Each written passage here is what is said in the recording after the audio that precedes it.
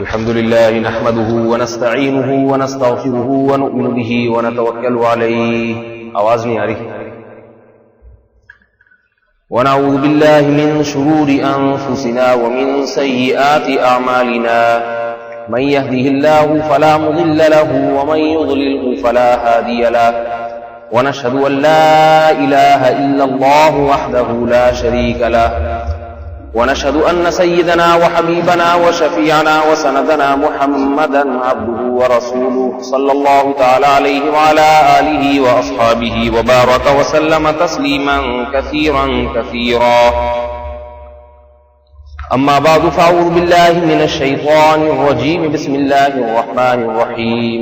وَلَنَبْلُوَنَّكُمْ بِشَيْءٍ مِّنَ الْخَوْفِ وَالْجُوعِ وَنَقْصٍ مِّنَ الْأَمْوَالِ وَالْأَنفُسِ وَالثَّمَرَاتِ. آج صرف تصویر پہ گزارا کریں. آواز تو نہیں آئے گی، صرف تصویر پہ گزارا کریں.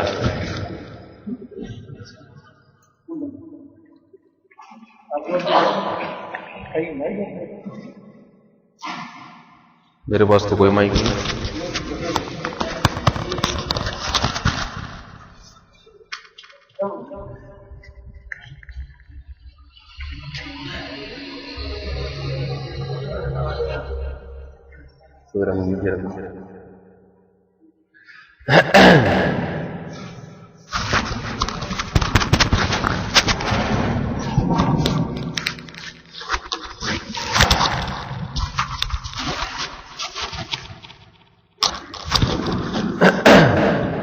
میں تو سوچ رہا تھا کہ آج صرف تصویر پہ گزارا کریں. فنی خرابی کے باعث بعض دفعہ صرف تصویر آتی ہے، آواز نہیں آتی. آ گئی.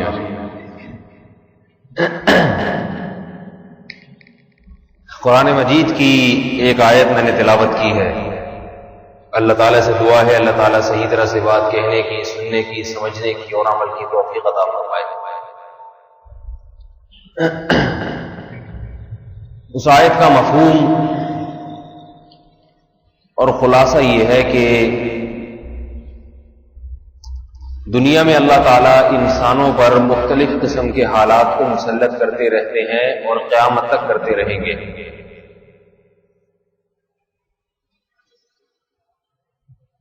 وہ مختلف حالات خوشی کے بھی ہوں گے اور پریشانیوں کے بھی.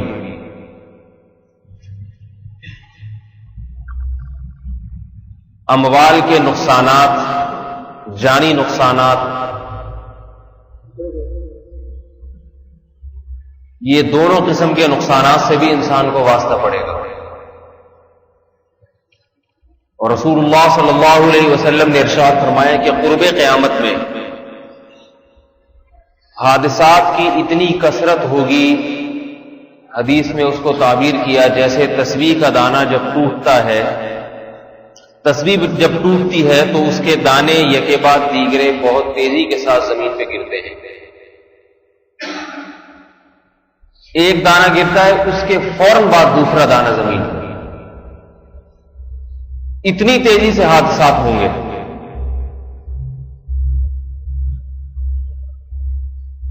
اور اس کی وجہ رسول اللہ صلی اللہ علیہ وسلم نے خود بیان فرمائی.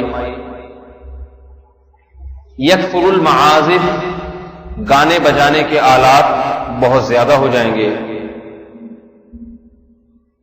یشرب الخمور، شرابیں پی جانے لگیں گی. ایک حدیث میں فرمایا یکثر الحرج، زنا پھیل جائے گا. ناچنے والیاں عام ہو جائیں گی. فیکون خسف و مسخ، فرمایا کہ عذاب بھی آئیں گے اور پھر یہاں تک نوبت پہنچے گی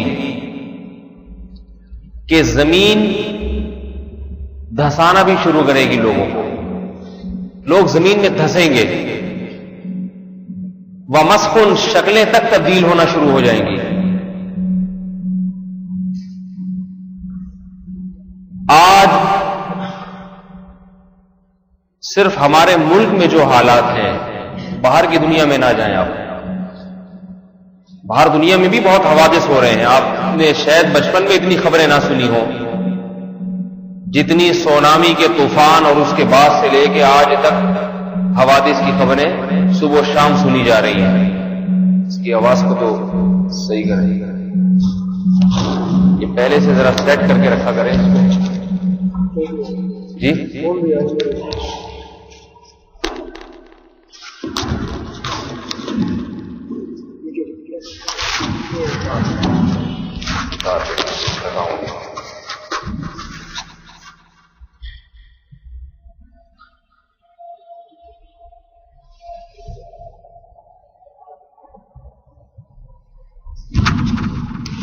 لگا دیا. رسول اللہ صلی اللہ علیہ وسلم نے فرمایا کہ خسف بھی ہوگا اور مسخ بھی ہوگا. خسف کہتے ہیں زمین میں دھنس جانا، زمین کا چیزوں کو نگل لینا جیسے زلزلوں میں ہوتا ہے، اور مسخ کا مطلب ہے شکلوں کا تبدیل ہو جانا.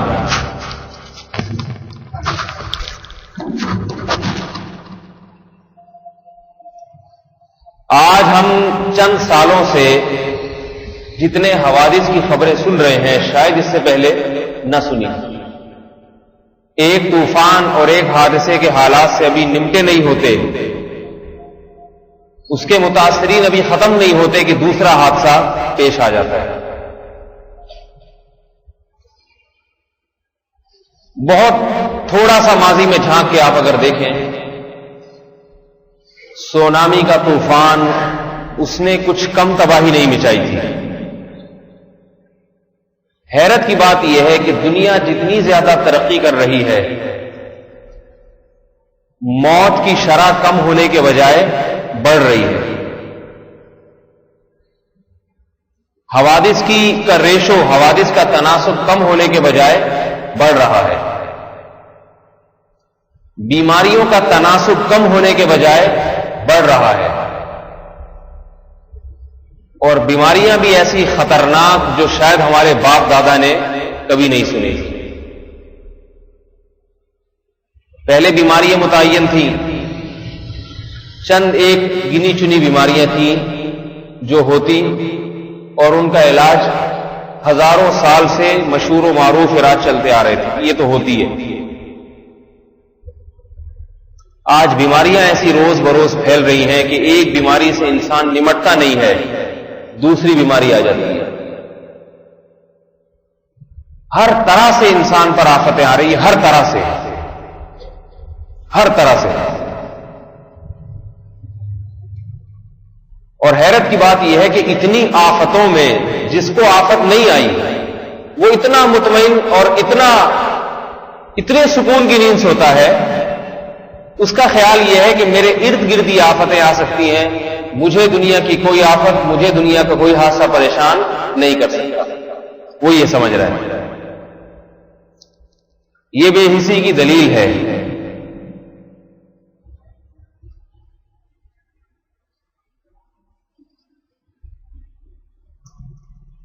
بالاکوٹ کا زلزلہ وہ ابھی تھما نہیں تھا. آپ اپنے ہی ملک کو دیکھ لیں، اس کے آثار ابھی ختم نہیں ہوئے تھے کہ سیلاب نے تباہی مچانا شروع کر دی. سمندری طوفان سوات اور مردان کا جو سیلاب آیا تھا، وہاں میں نے خود دیکھا ان گھروں کے حالات کو جو سیلاب سے متاثر ہوئے. پوری عمارتیں زمین بوس ہو گئی. وہاں کے بزرگوں سے ملاقات ہوئی، بوڑھوں سے. انہوں نے بتایا کہ 100 سال میں بھی ایسا سیلاب اور ایسا طوفان نہیں آیا. حالانکہ بارش بہت کم ہوئی تھی، بارش کم ہوئی تھی. حیرت کی بات یہ ہے، اس سیلاب کو بعض لوگوں نے یہ کہنا شروع کر دیا کہ امریکہ کی سازش ہے. صحافیوں نے مضمون لکھنا شروع کر دیے کہ گلیشیئر کو پگھلایا گیا ہے. یہ سب غلط باتیں تھیں، جھوٹ پر مبنی ہیں. ہمارے ہاں جب کوئی ایک موضوع چلتا ہے تو صحافیوں کو لکھنے کے لیے کچھ نہ کچھ ہاتھ آ جاتا ہے. وہ ایسی شوشے چھوڑنا شروع کر دیتے ہیں کہ امریکہ نے کوئی ایسا کیمیکل ایجاد کیا ہے جسے گلیشیئر پہ ڈالا جائے تو پورا پاکستان برباد ہو جائے گا. میرے بھائی، اتنی طاقت امریکہ کی نہیں ہے کہ اللہ تعالیٰ اس کو ایسے اختیارات بھی دے دیں. اگر ایسے اختیارات ہوتے تو افغانستان میں مارنا کھا رہا ہوتا وہ.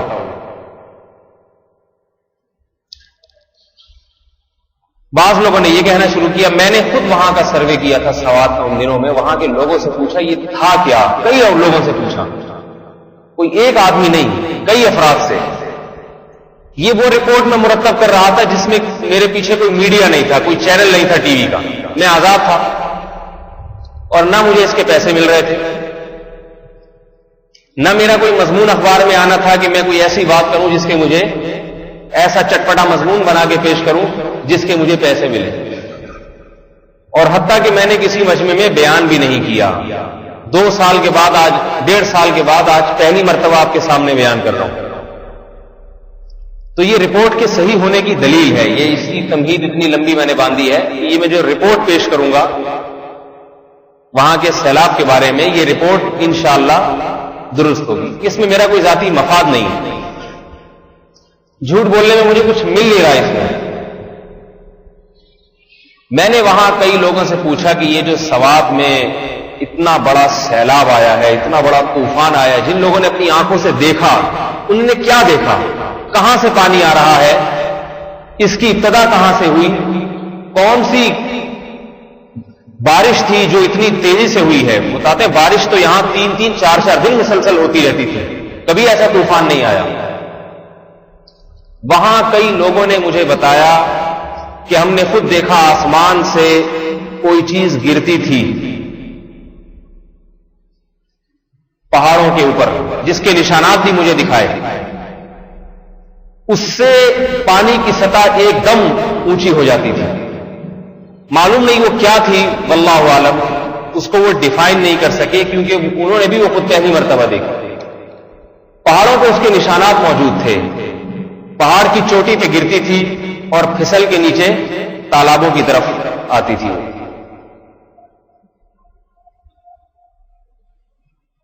سندھ میں جو سیلاب آیا ہے، آپ کو معلوم ہے کہ سمندری طوفان، بدین، ٹھٹھا وغیرہ کی طرف آپ سنتے آ رہے ہیں. 2 سال پہلے سمندری طوفان آیا تھا جس کے متاثرین ابھی تک امداد کے مستحق تھے، ابھی تک وہ اپنے گھروں میں جا نہیں سکے تھے. وہ طوفان ابھی تھما نہیں تھا، اس کے اثرات ابھی ختم نہیں ہوئے تھے کہ اس سال جو بارشیں ہوئی ہیں ان علاقوں میں اتنی تباہی مچائی ہے، اتنی تباہی مچائی ہے کہ انسانی عقل حیران ہو جاتی ہے. ہمارے فقہاء نے ایک بات لکھی ہے، لیس الخبر کالمعاینہ. فرمائے ایک بات آپ اپنی آنکھوں سے دیکھ کے آئیں، اس کے اثرات کچھ اور ہوتے ہیں، اور ایک بات کی خبر کانوں سے سنیں تو اس کے اثرات کچھ اور ہوتے ہیں. میں خود پچھلے ہفتے ان علاقوں کا دورہ کر کے آیا ہوں. معمار ٹرسٹ کی طرف سے، نام شاید آپ حضرات نے سنا ہو، جامعۃ الرشید اس ٹرسٹ کو چلا رہا ہے. اتنی تباہی، اتنا پانی کہ ایک نیا آدمی اگر جائے، نیا آدمی، تو وہ سمجھے گا کہ یہ کوئی جھیل ہے بہت بڑی. وہ یہ نہیں سمجھ سکتا کہ یہ کھیت تھے، یہاں گاؤں اور گھر آباد تھے. بعض جگہوں پر 30-35 فٹ پانی کھڑا ہوا ہے اور تا حد نگاہ آپ اگر سفر کرنا شروع کریں ایک جگہ سے، لانچ میں، کشتی میں، کنارے کی تلاش میں انسان تھک جاتا ہے. وہاں کے لوگوں نے بتایا کہ پچھلی دفعہ جو تباہی تھی وہ بارش سے نہیں تھی، وہ سمندری طوفان سے تھی. اس دفعہ جو تباہی آئی ہے وہ بارش سے آئی ہے. اتنا پانی برسا ہے، اتنا پانی برسا ہے کہ وہ بتا رہے ہیں کہ 6 مہینے میں بھی یہ پانی ختم نہیں ہو سکتا. پورے گھروں کی چھتیں پانی کے اندر ڈوب گئی ہیں. تو بھائی سوچنا چاہیے ہمارے ملک پر ایسی تباہیاں کیوں آ رہی ہیں. ایک تو ویسے ہی ہم بیچارے بھوکے ننگے ہوتے جا رہے ہیں، گیس ختم ہوتی جا رہی ہے، ختم تو نہیں ہو رہی، مہنگی ہو رہی ہے، ختم کچھ بھی نہیں ہو رہا. چیزوں کی قیمتیں بڑھتی جا رہی ہیں، حکمران بھی ظالم اور اللہ بھی ہم سے ناراض ہو گیا. حکمران اگر ظلم کریں تو اللہ تو ترس کھائے ہمارے اوپر. ابھی آپ ذرا سبزی کے ریٹ پتہ کریں. میں گیا صبح کو بھنڈی خریدنے کے لیے. میں نے کہا بھائی کس طرح دیے؟ کہہ رہے 100 روپے کلو. میں نے کہا 2 درجن دے دو. درجن ہی کے حساب سے خریدے گا جب آدمی 100 روپے کلو ریٹ چل رہے ہیں. تو وہ مجھے دیکھنے لگا کیا کہہ رہے ہیں بھائی. اتنی تباہی.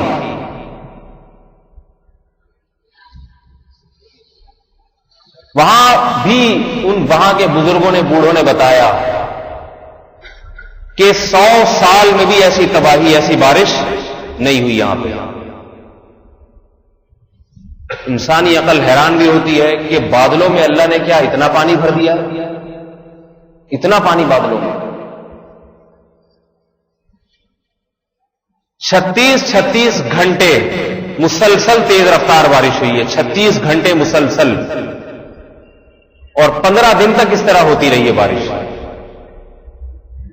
اور حالات یہ ہیں کہ اگر اس کا اطمینان ہو کہ اب بارش ختم ہو گئی, پانی آہستہ آہستہ ختم ہونا شروع ہوگا, تو بھی انسان کو تسلی ہو جاتی ہے.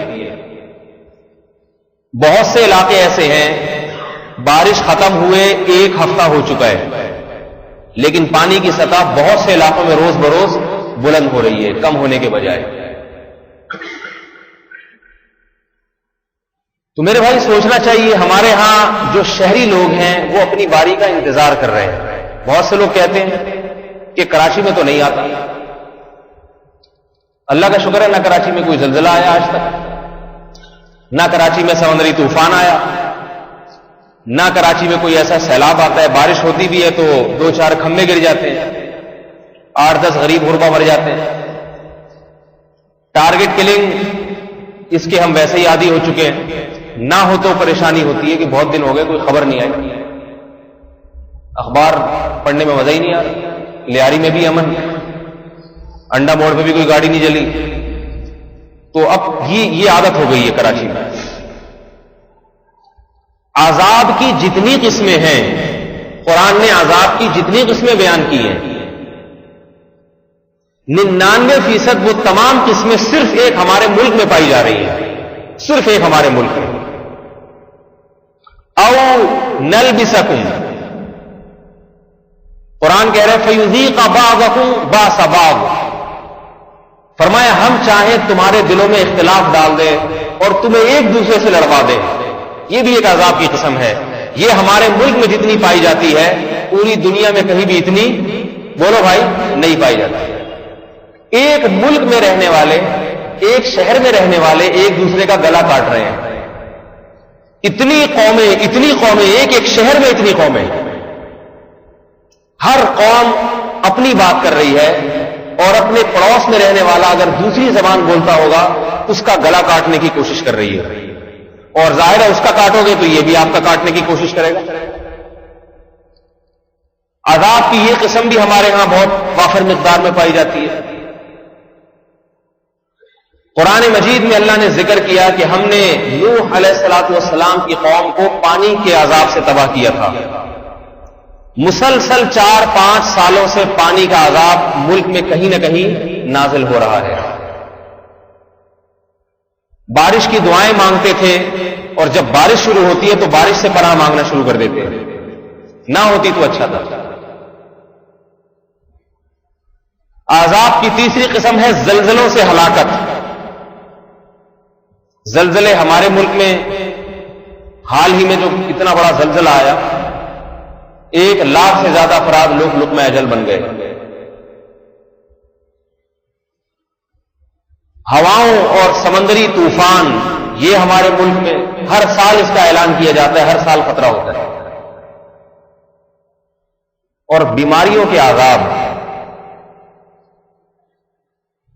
صرف ایک ڈینگی وائرس, معمولی سا مچھر, اس نے پنجاب میں بے پناہ تباہی مچائی ہے. یہ جو آپ کے پاس خبریں آتی ہیں نا, ہسپتال میں 1700 افراد, 1 ہفتہ پرانی خبر تھی, لاہور میں 1700 افراد لقمہ اجل بن گئے ڈینگی بخار سے. تو یہ 1700 نہیں ہوتے, 1700 تو وہ ہیں جو باقاعدہ رجسٹرڈ ہوئے ہیں, بہت سے میتیں ہسپتال پی جاتے ہیں، بہت سی میتوں کو گورنمنٹ پی جاتی ہے، ریکارڈ نہیں بتایا جاتا کبھی بھی. یہ کون سی قسم ہے بھائی بیماری کی؟ نمرود پہ اللہ نے مچھر کو مسلط کیا تھا، وہ تو سنا تھا. ہم اور آپ پر بھی ایک معمولی سا مچھر مسلط ہو کے یہ تباہی مچائے گا، یہ آج ہم اپنی آنکھوں سے مشاہدہ کر رہے ہیں. اتنے سے مچھر بتاؤ اس سے کوئی بچ سکتا ہے کیا؟ کتنی ہی کوشش کر لی جائے. اخباروں میں مضامین آتے ہیں گھروں کی کھڑکیوں کو بند رکھیں. ظاہر ہے ایک مچھر تو نہیں آئے گا، لیکن اور چیزیں جو گھر میں پیدا ہونا شروع ہو جائیں گی ہوا نہ ملنے کی وجہ سے. کب تک بند رکھیں؟ پانی کھڑا نہ ہونے دیں. گھر سے باہر بھی تو نکلنا ہے نا انسان نے، بچ نہیں سکتا. تو پھر کیا جائے؟ یہ سوال پیدا ہوتا ہے. ان حادثات سے بچنے کے لیے کیا جائے؟ کیا خیال ہے؟ میرا خیال ہے سمجھ میں نہیں آ رہی بات. ان حادثات سے بچنے کی فکر تو کرنی چاہیے نہیں کرنی چاہیے؟ اب مجھے بات بتاؤ ایک کہ کیا ہمارے اندر یہ طاقت ہے کہ سمندری طوفان کے آگے بند باندھ دیں؟ طاقت ہے؟ کوئی دنیا میں ایسا سائنسدان، امریکہ سب سے زیادہ ترقی یافتہ ملک ہے اور سمندری طوفان سب سے زیادہ آتے بھی امریکہ میں ہی ہے، وہ نہیں روک سکے. کیا ہمارے اندر یہ طاقت ہے کہ زمین کو لرزنے سے، ہلنے سے روک دیں، زلزلوں سے روک دیں ہم؟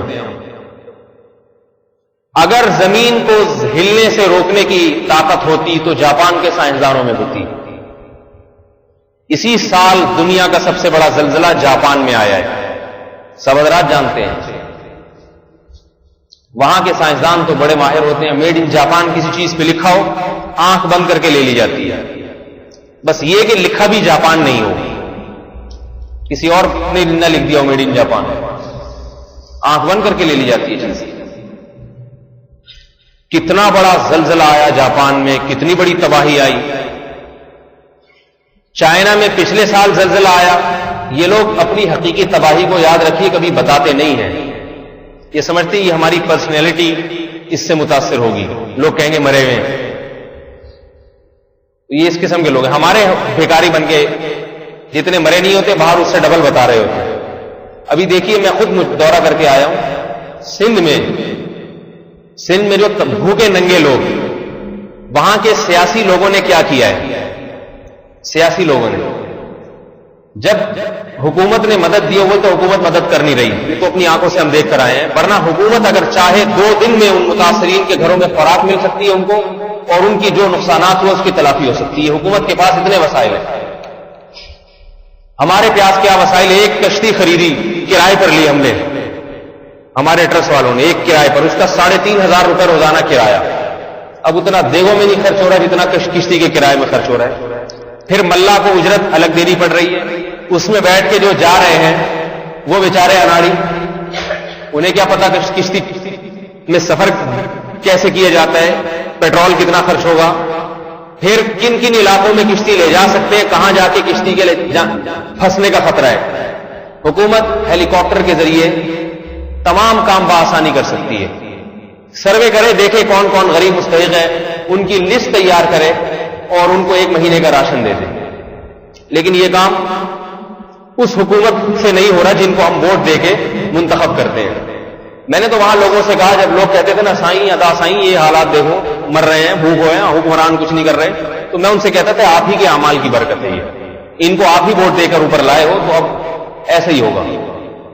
میں نے کہا اگلے الیکشن میں بھی انہی کو ووٹ دیجیے گا.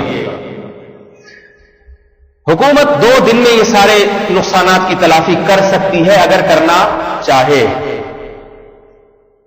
جب آپریشن کرنا ہوتا ہے حکومت کو وزیرستان میں تو بمبار طیارے بھی استعمال ہوتے ہیں اور بے تحاشا وسائل استعمال ہوتے ہیں. 8-10 فوجیوں کے ٹرک اڑوا دیے جائے وہاں پہ، کوئی مسئلہ نہیں ہے، کیونکہ وہاں مسلمانوں کو قتل کرنے کا معاملہ ہے. سمجھ میں آ رہی ہے نا بات؟ وزیرستان میں چونکہ مسلمان قتل کیا جا رہا ہے، وہاں ہماری آرمی بھی بڑی بہادر اور ہماری حکومت بھی بہت بہادری دکھاتی ہے، کیونکہ وہاں ایک ایک بم سے 25-25 لوگ مریں گے خاندان میں، اس میں بڑا مزہ آتا ہے۔ حکومت وسائل جھونک دیا، حکومت نے وہاں تباہی بربادی پھیلانے کے لیے جھونک دیا وسائل وہاں پہ۔ یہاں چونکہ غریب کے منہ میں روٹی پہنچانی ہے، لہذا حکومت کے پاس اس کے نہ تو وسائل ہیں اور نہ ہی حکومت کے پاس اس کے افراد ہیں، نہ ہی اس کے لیے حکومت کے ہیلی کاپٹر ہیں۔ ایک دو ہیلی کاپٹر گشت کر رہے ہوتے ہیں تاکہ جیو میں یا ایکسپریس نیوز میں ان کی تصویر آ جائے کہ دیکھو حکومت کے ہیلی کاپٹر بھی یہاں اڑ رہے ہیں۔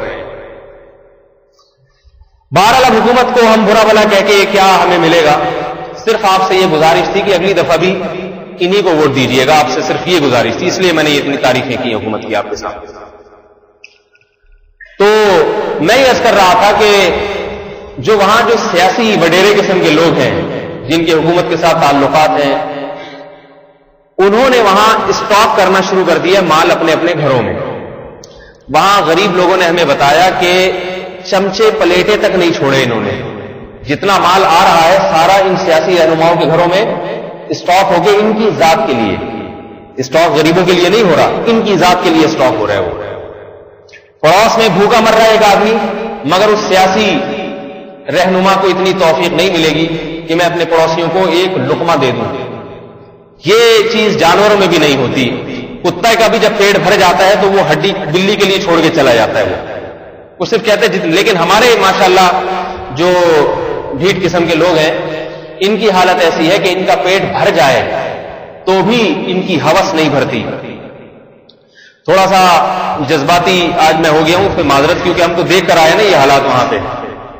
ایک آدمی کے پاس روٹی نہیں ہے کھانے کے لیے اور ہمارے سیاسی حکمران وہ ماشاءاللہ بھر رہے ہیں سارے اموال۔ تو میں اس کر رہا تھا میرے بھائی، ان حادثات سے بچنے کا ہمارے پاس کوئی انتظام نہیں۔ حادثات کی تلافی تو ہو سکتی ہے کسی طرح، لیکن حادثات کے آگے بند باندھ دیں ایسا کوئی سائنسدان دنیا میں پیدا بولیے نہیں۔ بارش کو روکا جا سکتا ہے، بارش برس رہی ہے تو آپ نے کبھی دیکھیں بارش کے بعد جب تباہی ہوتی ہے اس کے لیے تو فون کیا جاتا ہے مختلف ملکوں کو بھی تباہی میں بچائیں۔ کبھی ایسا نہیں ہو کہ بادل آئے ہوئے آپ نے سعودی عرب سے مدد مانگ لی کہ ان بادلوں کو یہاں سے روانہ کروا دیا، یا جاپان سے یا چائنا سے مدد مانگی کہ یہ بادل آئے ہوئے پلیز ان کو آپ اپنے ملک کی طرف لے جائیں، یہ ممکن نہیں ہے۔ وَيُنْشِئُ السَّحَابَ الثِّقَالَ، اللہ فرماتے ہیں پانی سے بھرے ہوئے بادلوں کو تمہارا رب چلاتا ہے، تمہارا رب ہے جو ان بادلوں کو چلاتا ہے، جہاں چاہے جتنا چاہے برساتا ہے، یہ اس کے اختیار میں ہے۔ ہمارے اختیار میں یہ نہیں ہے کہ ہم ان زلزلوں کو روک لیں، یہ ہمارے اختیار میں نہیں ہے۔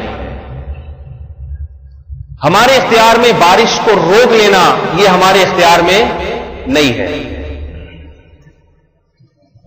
مچھر سے بچنے کے کچھ اسباب تو ہم کر سکتے ہیں، ایسا کوئی انتظام ہم کر لیں کہ مچھر ہمیں دیکھ کے راستہ بدل لیا کرے، یہ ہمارے اختیار میں۔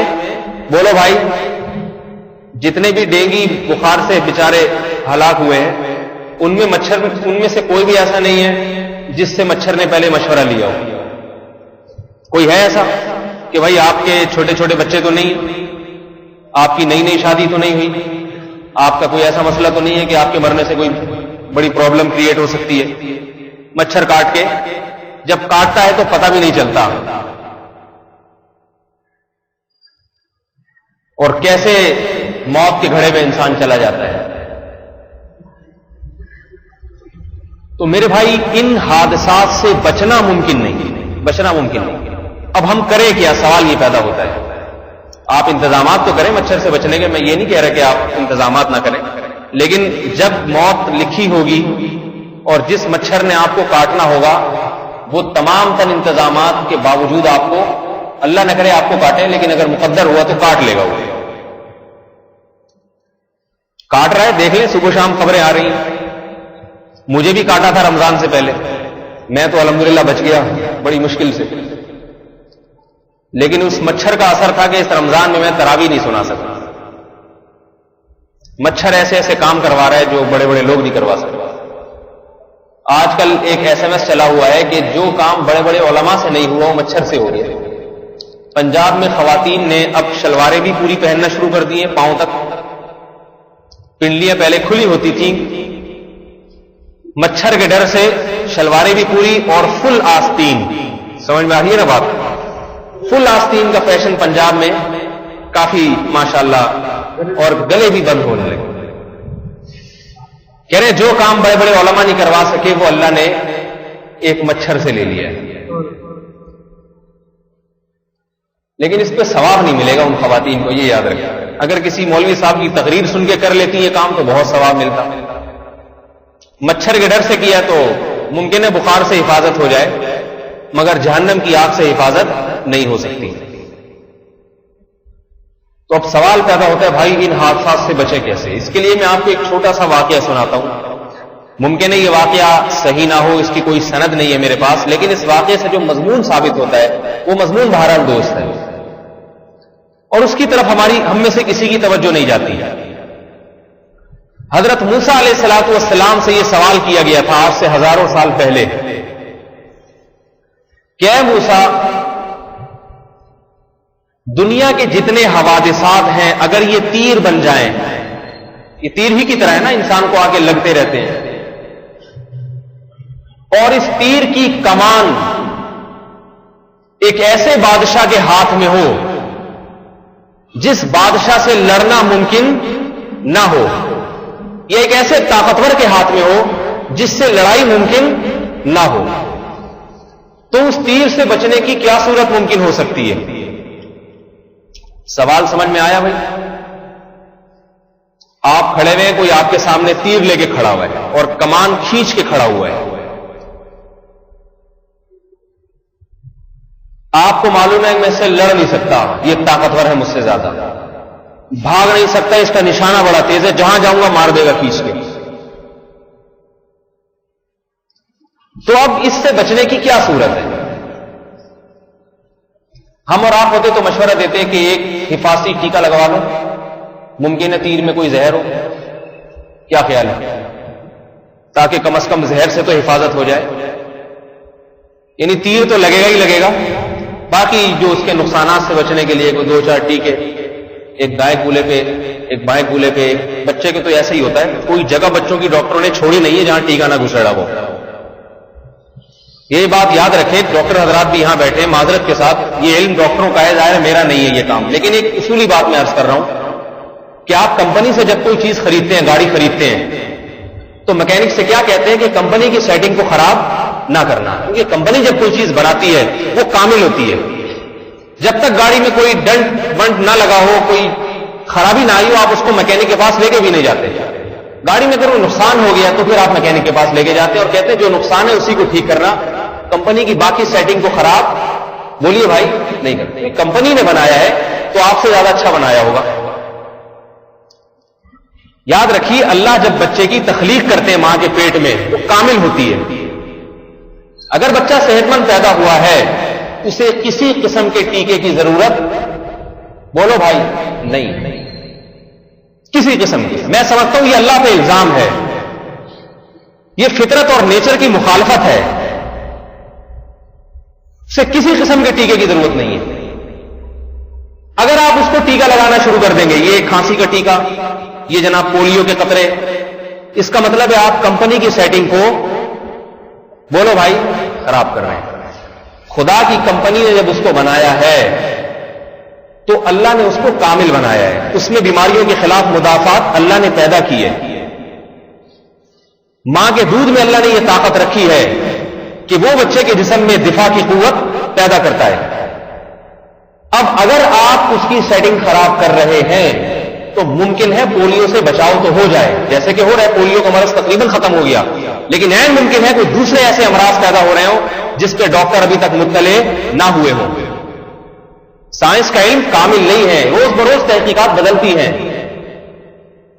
آپ نے بچے کو کالی کھانسی کا ٹیکہ لگا دیا کہ کالی کھانسی نہ ہو، نہیں ہوگی، یقیناً وہ اسی لیے بنا ہے، لیکن ممکن ہے پیلی ہو جائے، کوئی اور بیماری ہو جائے اس میں، کیونکہ آپ ایک غیر فطری عمل کر رہے ہیں. یاد رکھیں بیماری کا اصول، دوا کا اصول یہ ہے کہ دوا ہمیشہ بیماری میں پلائی جاتی ہے. صحت مند آدمیوں کو اگر آپ پلانا شروع کر دیں گے تو وہ یقیناً ایک مرض کو اگر ختم کرے گی، ممکن ہے بہت سارے دوسرے ایسے امراض پیدا کر رہی ہو جس پر آج آپ مطلع نہ ہوں، اس کے اثرات بعد میں جا کے ظاہر ہوں۔ احسن کل شیء خلقہ ثم ہدی، قرآن کا دعویٰ ہے ہر چیز کو بہترین انداز سے بنایا ہے اس نے۔ اللہ ہی اگر بیمار پیدا کر دے ایک الگ بات ہے، بچہ پہلے سے بیمار پیدا ہوا ہے وہ تو اللہ نے اپنی مرضی سے بنایا ہے۔ بچہ پیدا ہوا ماشاءاللہ ہنستا کھیلتا ہے، خام خامے ڈاکٹر کے پاس لے کے جا رہے ہیں، صرف وہم کی بنیاد پہ کچھ ہو نہ جائے۔ ایک اچھا خاصا پلا پلایا نوجوان میں نے دیکھا، 25 سال کی عمر، روزانہ ٹیکے لگوا رہے اپنے، ٹھیک ٹھاک کوئی بیماری نہیں اس کی۔ آئے کہہ رہے آج میں نے تپیدک کا لگوایا ہے، یہاں میں نے ٹائیفائڈ کا لگوایا روزانہ۔ میں نے کہا بھائی آپ کو نہ ٹائیفائڈ ہے نہ آپ کو ملیریا ہے، کچھ بھی نہیں، کیوں لگوا رہے؟ کہہ رہے احتیاطاً۔ تو میں نے کہا بھائی دنیا میں اتنی بیماریاں ہیں، اتنی بیماریاں، جیسے یہ پولیو کے قطرے پلانے والے جب گھر آتے ہیں نا تو کہتے ہیں آپ کے بچوں کو اپنے پلانا ہے زبردستی۔ میرے تو ماشاءاللہ اللہ کے فضل سے بچے بھی بہت ہیں، تو کہتے ہیں آپ کے بچوں کو پلانا ہے ہم نے۔ میں کہتا ہوں میں نے نہیں پلانا۔ انہوں نے کہا پولیو، میں نے کہا بخار کھانسی، بچوں کو کھانسی بھی ہوتی ہے، جب کھانستے ہیں تو ہم کھلا دیتے ہیں دوا، نہیں کھانستے تو ضرورت کیا ہے بھائی اس کو کھانسی کی دوائیں کھلانے کی کہ کھانسی نہ ہو جائے تو کیا تھوڑا سا کھانس لے گا، بخار ہے نہیں، خام خام میں بخار کی دوائیں پلائی جا رہی ہیں اسے۔ تو یہ چیز ہماری کھوپڑی میں نہیں آتی۔ اللہ کی جو سیٹنگ ہے نا، جیسے اللہ نے بنایا ہے، آپ دیہاتی لوگوں کی صحت دیکھیں، افغانوں کو دیکھ لو، ان کے تو کسی قسم کا کوئی ٹیکا نہیں لگتا۔ افغانوں کے بچوں کو افغانستان میں جائیں، ان کے بچوں کو دیکھیں کیا لگتا ہے، ان کے پاس تو وہ جانتے نہیں ہے ٹیکے۔ اب لگائے گا امریکہ، ایک ایک کے لگائے گا پکڑ پکڑ کے، صحیح ہے نا، لیکن وہ اس کو امریکہ کو وہاں قدم جمانے نہیں دے رہے، اس کو پتا ہے یہاں قدم امریکہ کے جمے اس میں ٹیکے لے کے لگانا شروع کر دے گا، وہ قدم نہیں جمنے دے رہے تاکہ ہماری خوراک بھی نیچرل رہے۔ روٹی کھاتے ہیں، ان کا بچہ بچپن سے پہلے ماں کا دودھ پیتا ہے اور ماں کے دودھ سے بغیر کسی سیریلیکس اور ڈبوں کے پیکنگ بسکٹ کے بغیر ڈائریکٹ روٹی پہ آتا ہے، ڈائریکٹ گندم پہ آتا ہے وہاں پہ۔ یہ میں نے مشاہدہ کیا ہے۔ افغانیوں کا بچہ جو ہے جو اتنا لڑ رہے ہیں 52 ملکوں سے، ان کی بات کر رہا ہوں، ان کے بچے کیا کھاتے ہیں؟ ماں کا دودھ پیتے ہیں، اس کے بعد ڈائریکٹ کس پہ آتے ہیں؟ بولو بھائی، کچھ اس پہ خرچہ نہیں ہوگا انشاءاللہ، ڈائریکٹ روٹی پہ، جو روٹی ہم کھاتے ہیں اسی پہ آتے ہیں ڈائریکٹ۔ صرف اتنا ہوتا ہے کہ مائیں پہلے روٹی تھوڑا سا پانی میں بھگو کے نرم کر کے کھلاتی ہیں، اس کے بعد جب میدا مضبوط ہو گیا تو اب سالن کے ساتھ جو کھا رہے ہیں یہ تم کھاؤ، یہاں بیٹھ جاؤ، جو پکڑا ہے گھر میں یہاں دسترخوان پہ آگے بیٹھ جائے کرو۔ ایسا نہیں ہوتا بچوں کی بھی ہائے میرا، ہمارے ہاں تو ایسا لگتا ہے جیسے بچے کو پیسے دے کے کھلانا پڑتا ہے۔ آپ گھروں میں مائیں کے دیکھیں، بچے کھاتے ہی نہیں، ایسا لگتا ہے جیسے یعنی بچہ ماں باپ پہ احسان کر رہا ہے کھانا کھا کے۔ تو یہ حالات ہم نے خود ڈاکٹروں کے معذرت کے ساتھ ڈاکٹروں کے مشورے سے یہ حالات پیدا ہوئے ہمارے۔ ڈاکٹر حضرات کو چاہیے کہ ماؤں کو، والدین کو مشورہ دیا کریں کہ ماں کا دودھ بچے کو پلائیں، اور بچے میں جیسے جیسے تھوڑی سی 6 مہینے ہو گئے، 7 مہینے ہو گئے تو اس کو ڈائریکٹ روٹی کھلائے، روٹی کے علاوہ کسی اور چیز کا عادی نہ ڈالیں، کسی اور چیز۔ گندم میں اللہ نے اتنی طاقت رکھی ہے، اتنی طاقت رکھی ہے، گندم کھانے والا، روٹی کھانے والا کمزور کبھی بھی نہیں ہوتا۔ یہ اس پہ میرا بیان ہے مسلسل، گندم کی طاقت، اس پہ 1 گھنٹے کا میرا بیان ہے، انٹرنیٹ پر موجود ہے، گندم کی روٹی کے نام سے۔ یہ ایسے ہی تھوڑی اللہ نے بنا دی ہے، ہم نے بہت لوگوں کو دیکھا جو صرف روٹی کھاتے ہیں، کسی قسم کی کوئی کمی نہیں ہوتی ان میں، کیونکہ روٹی اور گندم انسان کی نیچرل فطری خوراک ہے، اس کے بغیر نہیں چل سکتا انسان۔ بہرحال تو موسیٰ علیہ السلام سے پوچھا کہ ایک طاقتور آدمی تیر لے کے کھڑا ہوا ہے تو ہم اس سے بچنے کا انتظام کیسے کریں؟ اچھا ایک بات میں آپ کو بتا دوں، کسی علاقے میں کوئی وبا اگر پھیل گئی ہے، بیماری، پھر ٹیکا لگوایا جا سکتا ہے۔ ویسے تو شرعاً ہر قسم کے ٹیکے جائز ہیں، کوئی ناجائز نہیں ہے، لیکن میں سمجھتا ہوں یہ صحت کی بربادی کا پیغام ہے، اس میں خدا کی بنائی ہوئی سیٹنگ کو خراب کیا جا رہا ہے۔ تو لیکن اگر کوئی وبا پھیل گئی ہے کسی علاقے میں، بیماری پھیل گئی ہے، وبائیں پھوٹتی ہیں جیسے، اس میں حفاظتی ٹیکا لگوایا جا سکتا ہے کہ بھئی یہ ٹائیفائڈ پورے محلے میں پھیل گیا ہے، ہر دوسرے آدمی کو ٹائیفائڈ ہو رہا ہے تو احتیاطاً، کیونکہ اس میں غالب امکان یہ کہ آپ کو بھی ہو جائے گا، آپ ایک ٹیکا لگوا لیں احتیاطاً کہ مجھے ٹائیفائڈ نہ ہو۔ ایک بیماری آپ کے علاقے میں ہے نہیں، یا ہے تو ایک نارمل بیماری ہے، خام خواہ میں جا کے بلا وجہ اس کے ٹیکے لگوانا اپنی اندرونی سیٹنگ کو خراب کر دینا. تو یہ یاد رکھو سیٹنگ جب خراب ہوتی ہے تو ڈاکٹروں سے پھر کنٹرول نہیں ہوتی ہے. خوب یاد رکھیں. بہت سی بیماریوں کا پتہ بھی نہیں ہے کہ ان کے اسباب کیا ہیں. بہت سی بیماریاں جو انسان کو جوانی میں جا کے ہوتی ہے, بچپن میں کوئی ایسی چیزیں کھائی ہوئی ہوتی ہیں جس کے اثرات پڑ رہے ہوتے ہیں اس کو.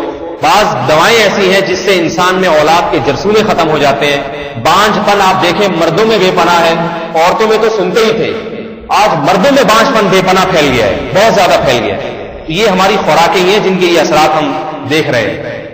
تو موسیٰ علیہ السلام سے پوچھا کہ تیر چلانے والا بڑا طاقتور ہو تو اس تیر سے بچنا کیسے ممکن ہے؟ موسیٰ علیہ السلام نے بہت مختصر بہت بہترین جواب دیا. فرمایا چلانے والے سے سلو کر لو. کیا جواب دیا؟ جو چلانے والا ہے اس سے دشمنی ختم کر دو. اس سے بولو بھائی میری آپ سے کوئی دشمنی, وہ ظاہر ہے آپ کو مار رہا ہے تو دشمن سمجھ کے ہی مار رہا ہوگا نا, تو آپ اس سے دوستی کر لو. یہ حوادث تیر ہیں, اور ان حوادث کو مسلط کرنے والا کون ہے؟ اللہ کی ذات. اللہ کی ذات ہے. اتنے حوادث پہلے نہیں آتے تھے, اور ان حوادث کی تعداد بڑھتی چلی جا رہی ہے, بڑھتی چلی جا رہی ہے. تو ہمارے پاس اس کے سوا کوئی حل نہیں کہ ہم اس رب سے دوستی کر لیں جس رب کے ہاتھ میں ان حوادث کے خزانے ہیں. اس سے ہوگا کیا؟ کیا یہ حوادث رک جائیں گے؟ یہ تو مشکل ہے. یہ حوادث رکیں گے نہیں. اس کی وجہ یہ ہے کہ حادثات جب کسی قوم پہ آتے ہیں تو اجتماعی اعمال پہ آتے ہیں, انفرادی اعمال پہ نہیں آتے ہیں. ساری قوم اگر اللہ سے دوستی کر لے گی تو پھر تو رک جائیں گے حوادث, لیکن ساری قوم کا دوستی کرنا ان حالات میں ذرا مشکل نظر آ رہا ہے. آپ نماز پڑھنے والوں کو دیکھ لیں اور بے نمازیوں کو دیکھ لیں. ہم جن علاقوں کا بھی دورہ کر کے آئے ہیں جہاں تباہی اور سیلاب بہت, وہیں کا مقامی ایک آدمی کہہ رہا ہے کہ یہ اللہ کا عذاب ہے ہماری قوم کو. میں نے پوچھا کیوں بھائی؟ کہتے ہیں رمضان میں 1000 میں 5-10 آدمی روزہ رکھتے ہیں 1000 میں. یہ ریشو ہے روزہ رکھنے کا. حالانکہ غریب کھانے کے لیے روٹی نہیں ہے, مگر روزہ رکھنا اس کے لیے مشکل کام. ہمارے ساتھیوں نے بتایا کہ کھلے عام رمضان میں ہم نے کھاتے ہوئے دیکھا ان لوگوں کو. شہروں میں کھلے عام ہوٹل چل رہے ہوتے ہیں, کھلے عام کھاتے ہیں. مسجدیں بنی ہوئی ہیں. جمعے کی نماز میں جب ہم نے شہر کے درمیان میں نماز پڑھی ہے تو ہمارے ساتھیوں کے سوا مقامی آدمی 4 یا 5 ہوں گے. ان طوفانوں میں بھی یہ حالت تھی. اتنی تباہی بربادی دیکھنے کے بعد بھی جمعے کی نماز پڑھنے کے لیے کوئی تیار نہیں ہے. تو پھر اللہ کا عذاب نہیں آئے گا تو کیا آئے گا میرے بھائی؟ اور معلوم نہیں کیا کیا رسومات ہیں سندھ میں. میں یہ نہیں کہہ رہا کہ وہ ہم سے برے ہیں, ممکن ہے ہم سے اچھے ہوں اور ہمیں اللہ نے ڈھیل دی ہو, لیکن اجتماعی سطح پہ جب کوئی نافرمانی ہوتی ہے کھلی سطح پہ اجتماعی, تو پھر حوادث کو کوئی روک نہیں سکتا. پھر 1-2 آدمیوں کا انفرادی عمل فائدہ نہیں پہنچاتا. رسول اللہ صلی اللہ علیہ وسلم نے فرمایا کہ ایک وقت آئے گا کہ بیت اللہ پہ ایک لشکر حملہ کرنے کے لیے آئے گا, بہت بڑا لشکر ہوگا. یہ قرب قیامت میں ہوگا, یہ حدیث کی پیش گوئی ہے. فرمایا اذا کانوا ببیداء, بیدا ایک میدان ہے جہاں جب وہ لشکر ٹھہرے گا, اس لشکر کی نیت کیا ہوگی؟ بیت اللہ پہ حملہ کیا جائے. فرمایا وہ لشکر وہاں ٹھہرے گا, یخسف باولہم وآخرہم, اللہ ایک کو بھی زندہ نہیں چھوڑیں گے, اول سے آخر تمام لوگوں کو زمین میں دھسا دیں گے. یہ عذاب آئے گا ان کے اوپر. حضرت عائشہ رضی اللہ تعالی عنہا نے سوال کیا کہ یا رسول اللہ, کہ اللہ ان کو دھسائیں گے, وہاں بہت سے بے گناہ لوگ بھی ہوں گے, بہت سے ایسے ہوں گے جو صرف بازار لگانے گئے. جب بھی کوئی مجمع کہیں ہوتا ہے تو تاجر لوگ تو پہنچ جاتے ہیں, کوئی حلیم لے کے پہنچ جاتا ہے, کوئی جناب شربت کی لے کے پہنچ جاتا ہے, کوئی جو مجمع میں جو ضرورت ہوتی ہے لوگ وہاں پہنچ جاتے ہیں. تو ان کا ارادہ تو حملہ کرنے کا نہیں تھا. اللہ کیا ان کو بھی دھسا دیں گے؟ آپ صلی اللہ علیہ وسلم نے فرمایا اللہ ان کو بھی زمین میں دھسا دیں گے. ثم یبعثون علی نیاتہم, پھر قیامت کے دن اللہ تعالیٰ ہر ایک کو اپنی نیت کے موافق بدلہ دیں گے, کون کس نیت سے آیا تھا. قیامت میں چھانٹی کی جائے گی, مگر دنیا میں یہ چھانٹی نہیں کی جاتی ہے.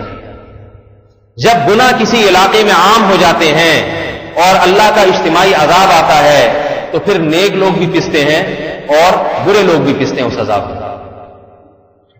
تو اللہ سے توبہ کی جائے تو یہ تو ہے کہ عذاب آنا تو شاید نہ رکیں, یہ حادثے تو ہوتے رہیں گے, لیکن توبہ کرنے والے کے حق میں اللہ اسی عذاب کو رحمت بنا دیتے ہیں.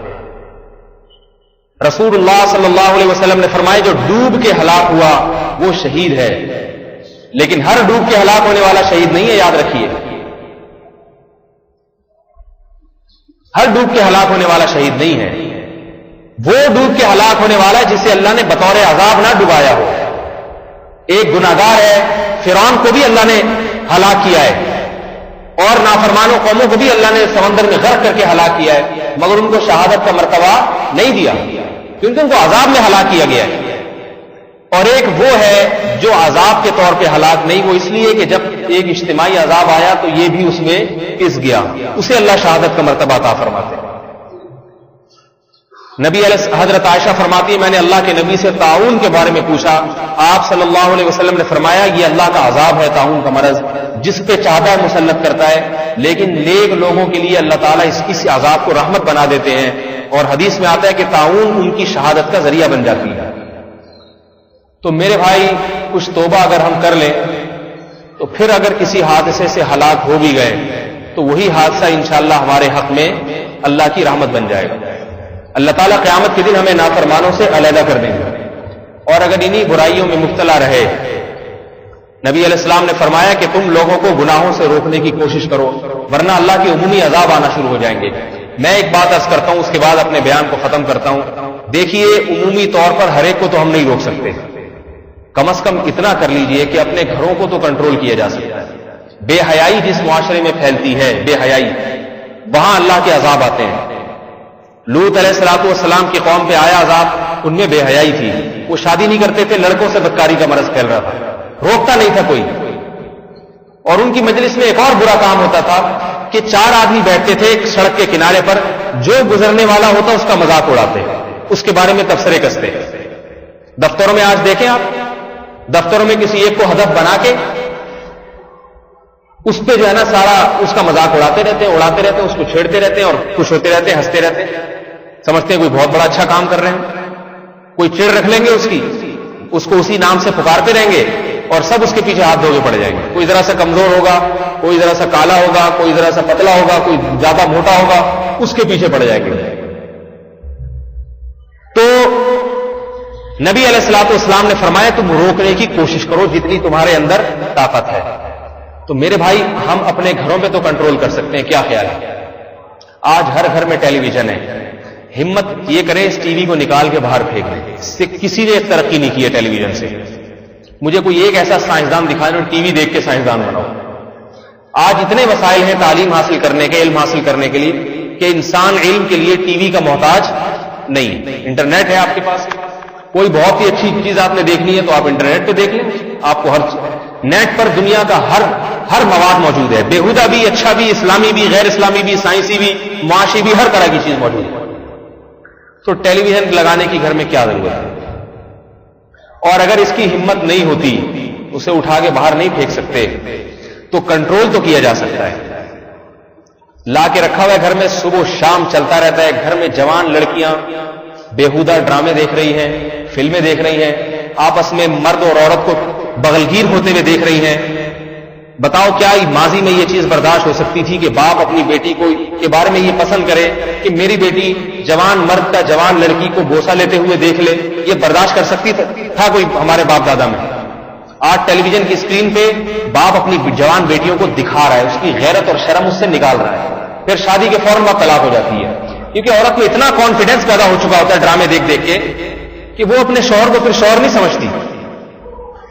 یاد رکھیں بعض چیزیں مردوں میں صفات ہیں, عورت میں وہ اچھی صفت نہیں ہے. کانفیڈنس زیادہ ہونا یہ مرد کی تو خاصیت ہے.